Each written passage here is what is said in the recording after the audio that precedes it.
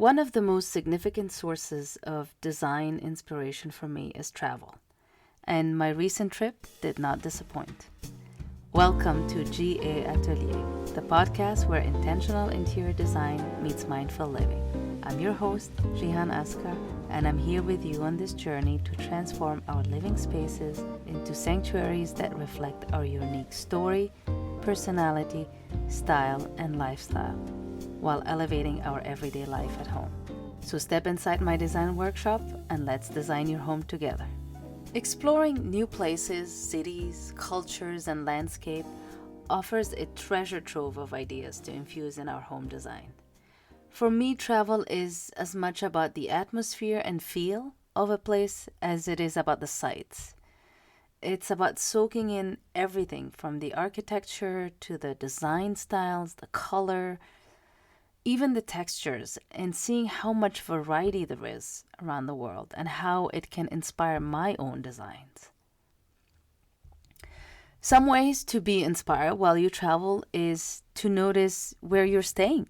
For example, the hotel, vacation rentals, they provide a wealth of design ideas. I actually now tend to choose the place where I'll be staying according to the design aesthetic, or if I'm curious about a design style of the country or the place we're visiting, so that I can get an idea of how they design their homes and hotels.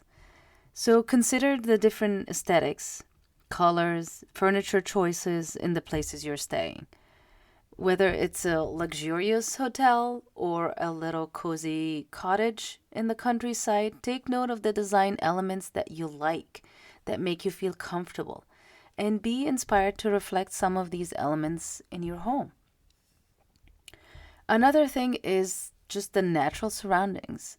The landscape of your travel destination can be an amazing source of inspiration. Again, the colors, the plants, the textures of, for example, mountains or the desert or the beach, forest, and see how you can recreate that feeling if it's something that speaks to you. Of course, museums, art galleries, even shops and boutiques can expose you to different types of art, spark your creativity. Pay attention to the story behind the artwork, the artists that have created these pieces. If you can talk to, the shop owners or in the galleries and museums, try to get more information about where that piece came from, how it was created, who created it. And of course, architectural styles and cultural heritage. Each place has its unique architecture and historical influences. And for me, there's no better example than Egypt. And on my recent trip there, I really paid attention to all the different design styles, old and new, and how they blend together to create a very unique style. The country, very old country, and the city of Cairo have such a complex history, culture, and intricate design that blends so many eras and layers of style. Egypt, really, with its rich history and vibrant contemporary scene, offered me endless inspiration. Of course, the landscape of Egypt is quite unique because the contrast is striking. You have the lush Nile Valley, and immediately, very close to it, you have the desert. Very serene, very quiet.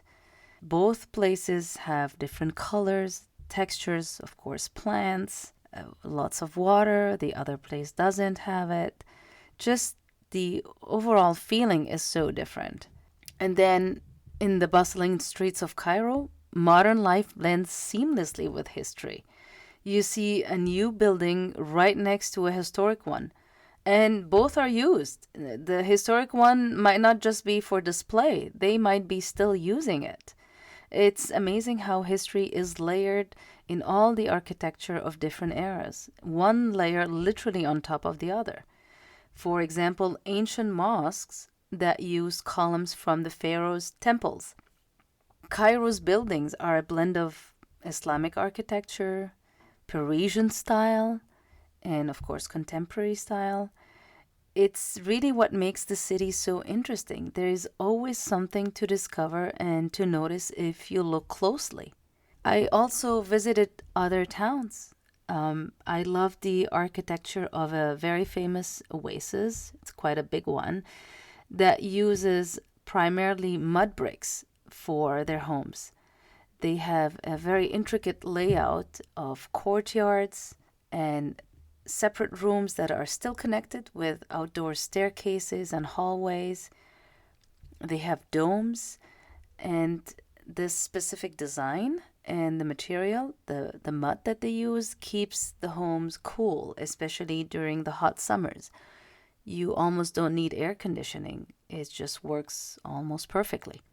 Another town by the Suez Canal had beautiful historical villas with wooden balconies, tall ceilings, lush gardens around them.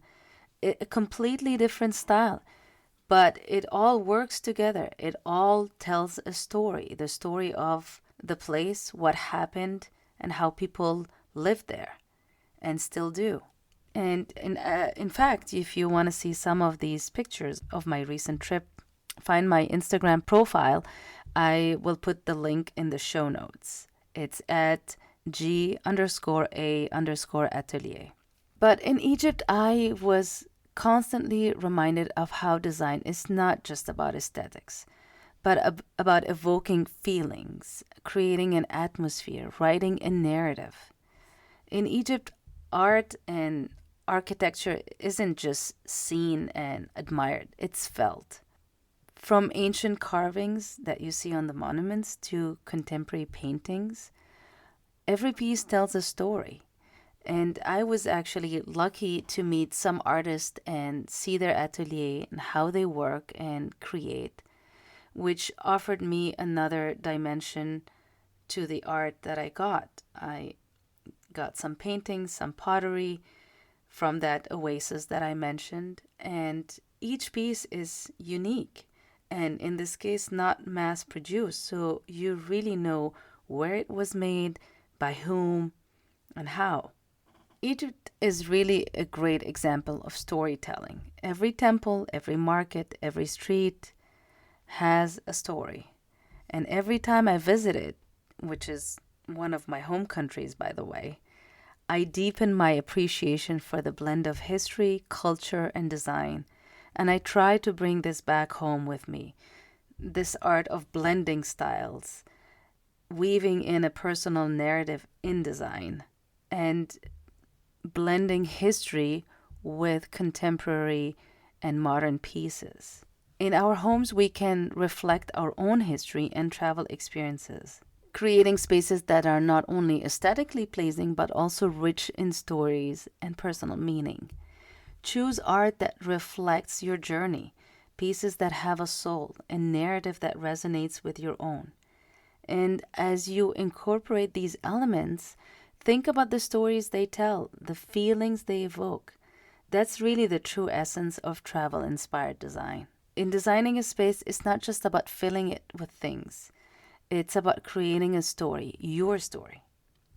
Each item, each color, each pattern should speak to your experiences, your travels, and most importantly, you. It's about creating a home that tells your unique story, just like Egypt is a part of my unique design story.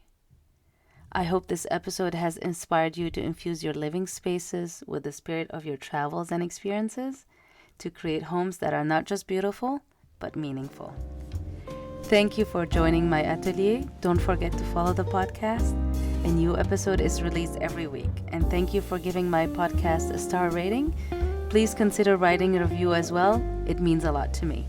See you in the next episode.